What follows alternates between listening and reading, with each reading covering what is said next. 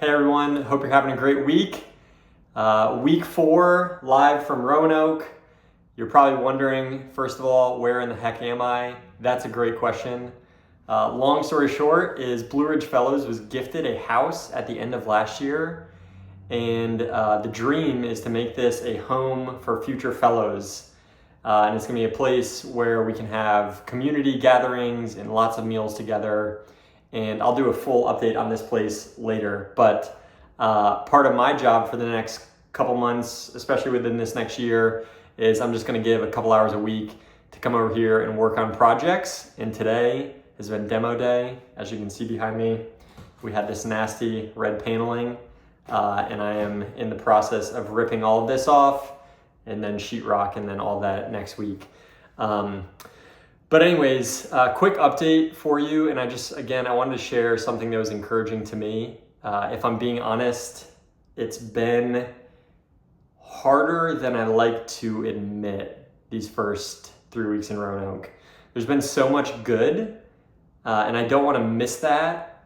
But in the process of trying to focus on the good, I think I've ignored the fact that in reality, it's been hard. It's been a hard year for Megan and I financially. It's been a big transition for our kids. We're stepping into a new church, a new community, new friendships. We have a lot of loss that we're starting to feel the weight of. We left both sets of grandparents in Richmond, a lot of good friends, our church community. And I had a good buddy call me 2 nights ago and just kind of ask me how I was doing. And it was the first time I said, hey, I'm actually, it's not as easy as I was hoping it was going to be. We're in a small group on Wednesday nights here that meets at the church, and we're going through this curriculum by John Mark Comer. It's called Practicing the Way. And as I'm working at the house today, I'm ripping crap up. This house is a mess. I'm probably gonna have some type of mold in my lungs. Some other type of, lead poisoning or something. This house, it's smelly, it's gross, there's water damage.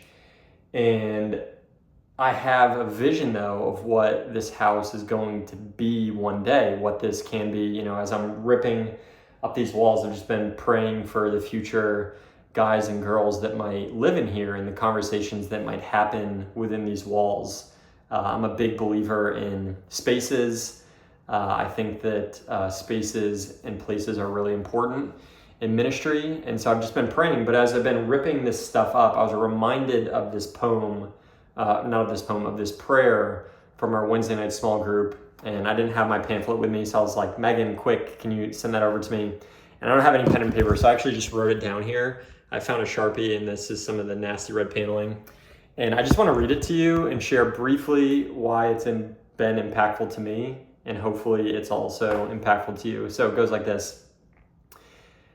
It says, good Creator, who made our inmost parts, you see more of us than we do. You know us better than we ever will. And yet you call us beloved. Give us courage to see ourselves in the light, to be honest with who we are and what we're not, that in our being fully seen by you, we may be transformed even more greatly by your love into your holy image. Amen. And